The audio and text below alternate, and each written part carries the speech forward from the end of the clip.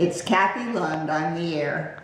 We're seeing positive signs in Atlanta's housing market, finally.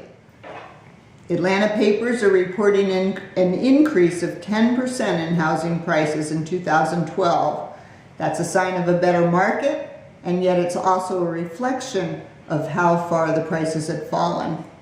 We study the S&P Case-Shiller Home Pricing Index every month, which studies 20 metro areas across the country tracking housing prices. Of those 20, only Detroit and Atlanta remain at prices below what they were in the year 2000. Yes, we've risen 10%, yet on the whole we are still 30% below what we were at the peak of the market in 2007. Looking at our immediate North Fulton area, consumers appear to be tired of waiting. We're seeing a lot of buyer activity. The positive economic and housing news has created even more activity. Interest rates are still remaining at record lows, and we have transitioned from a buyer's market where there's lots of inventory to a seller's market where the inventory is pretty scarce. We're down about 40% in inventory and very low supplies.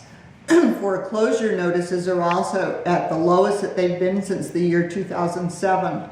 Building has started up again, and there is a high demand for new homes since new homes have not been built very much during the last 5 years.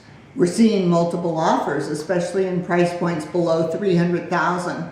This is all an exciting news, and it's a breath of fresh air. Feels good. If you're buying, I would recommend that you do it now before we see any significant increase in pricing and interest rates.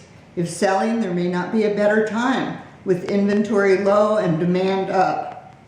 Pricing is always affected by supply and demand, and as we move into the spring selling season, the inventory is likely to increase significantly. We are looking forward to a strong spring market and a glorious spring in Atlanta.